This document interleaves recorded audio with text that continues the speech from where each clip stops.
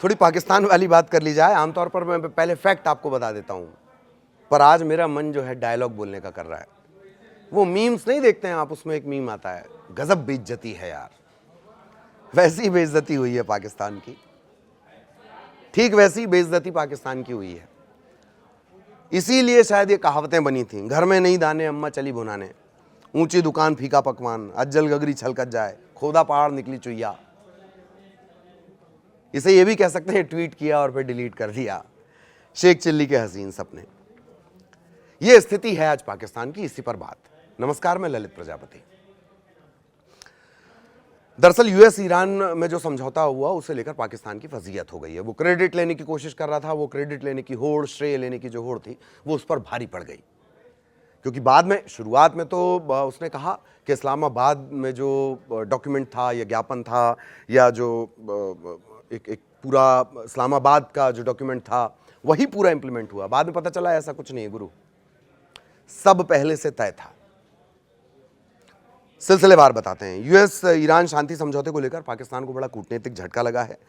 शहबाज शरीफ ने दावा किया था कि जो इस्लामाबाद मेमोरेंडम ऑफ अंडरस्टैंडिंग बना था, MOU, कौन सा वाला? इस्लामाबाद वाला, उसमें पाकिस्तान प्रमुख मध्यस्थ रहा है। यानी क्रेडिट लेने की कोशिश हो रही थी। कतर ने भी मेहनत की है, ओमान ने भी मेहनत की है, कतर पर तो हमला तक कर दिया गया था, लेकिन पाकिस्तान इस क्रेडिट को ले रहा था। दावा यह किया गया कि इस्लामाबाद मेमोरेंडम ऑफ अंडरस्टैंडिंग इसका बेस है। इतना ही नहीं, शहबाज शरीफ ने अपने एक्स के पोस्ट में दावा कर दिया ट्विटर में कि पाकिस्तान और कतर की मेजबानी में 19 जून को स्विट्जरलैंड में एक भव्य हस्ताक्षर समारोह होगा। लो, ऐलान कर दिए कि यहां पार्टी हो रही है, आ जाना। कार्ड बांट देना जिसको बोलते, कार्ड बांट दिए, पर वो कार्ड बेइज्जती के साबित हुए। कुछ घंटों बाद पाकिस्तान सरकार को अपने दावों से पीछे हटना पड़ा। शहबाज के एक्सपोज से जो स्विट्जरलैंड समारोह और पाकिस्तान की केंद्रीय भूमिका वाला हिस्सा था कि हमने सब कुछ किया है, उसको हटाना पड़ा।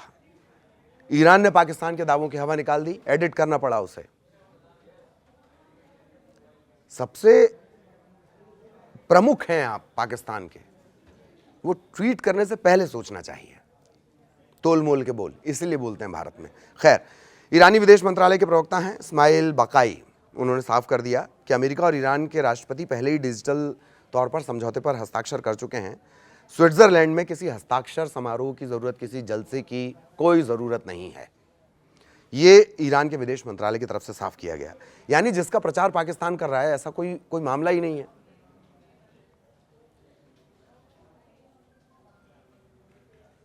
बेगानी शादी में अब्दुल्ला दीवाना, ये हालत हो गई। निमंत्रण बांट दिया आपने कि आओ आओ आओ आओ, जलसा है। विदेश मंत्रालय कह रहा है ईरान का कहीं कोई ऐसी जरूरत नहीं है, कोई कुछ स्विट्जरलैंड में नहीं होने जा रहा है। पाकिस्तान के दावे पर सवाल खड़े हो गए। मध्यस्थ की अपनी भूमिका को लेकर जो वो बार बार बातें कर रहा था, वो सवालों के घेरे में आ गई। सूत्रों के हवाले से खबर यह भी मिल रही है, जैसा मैंने आपको शुरुआत में बताया, कि जो मेन ऐलान थे, प्रमुख घोषणाएं थी, वो दरअसल पहले ही हो गई थी। ज़्यादातर सेटलमेंट पहले ही तय था, उसे बस उतारना था, उतार के डिजिटली उस पर काम करना था, डिजिटल सिग्नेचर होने थे। G7 के दौरान वर्साय में अमेरिकी राष्ट्रपति के हस्ताक्षर, अमेरिकी अधिकारियों के बयान और ईरान की पुष्टि पहले ही सामने आ चुकी थी। अब पाकिस्तान की जो भूमिका है वो मुख्य मध्यस्थ से ज़्यादा, मेन मीडिएटर से ज़्यादा बाद में जुड़ने की कोशिश। वो भीड़ के बाद में भीड़ चली आती है, बाद में एक चले आते हैं जो ज़बरदस्ती उस भीड़ का हिस्सा बनना चाह रहे हैं, वो फैसले का हिस्सा बनना चाह रहे हैं। वैसी उसकी भूमिका नजर आई है। कूटनीतिक हलकों में सवाल है कि क्या पाकिस्तान उस समझौते का श्रेय लेने की कोशिश कर रहा था जिसकी रूपरेखा पहले से तय हो गई थी। यह फजीयत करवाने वाला ही मामला है। यह बात सही है कि रणनीतिक तौर पर कई मोर्चों पर पाकिस्तान का नाम लिया गया, पर किसके द्वारा लिया गया? जो आज कह रहे हैं मैंने 7 युद्ध रुकवाए हैं, कल सुबह वो कह रहे हैं कि मैंने 9 युद्ध रुकवाए हैं, ये 8वां के आधी रात में रुकवाया। मैं मिसाल के तौर पर बता रहा हूं, वही पाकिस्तान रट रहे थे। और भारत और ईरान के जो संबंध हैं वो आज के कल के कुछ सालों के नहीं है, हजारों साल का उसका एक सांस्कृतिक इतिहास है भारत ईरान संबंधों का। यही वजह है कि कई जगह ईरान असहज स्थिति में हुआ, लेकिन भारत ने उस स्थिति से उसे निकाला। कई जगह यूएन काउंसिल के दौरान एक जगह ऐसा हुआ।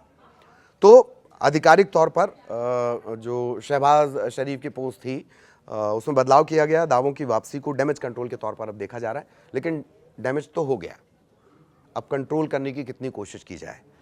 अंतर्राष्ट्रीय स्तर पर पाकिस्तान की विश्वसनीयता पर भी सवाल खड़े हो गए। इसी वजह से मैंने कहा ना कि आज मैं आपको फैक्ट नहीं बताऊंगा, पहले मैं वो आपको बताऊंगा जो अक्सर आप नहीं रील्स में देखते हैं, गजब बेइज्जती है यार। ठीक वैसा ही हुआ है पाकिस्तान के साथ। श्रेय लेने की होड़ ने उसे कहीं का नहीं रखा। आगे भी अलग अलग एंगल से हम आपको मिडिल ईस्ट और उससे जुड़े अपडेट्स इसी तरह से बताते रहेंगे। नमस्कार।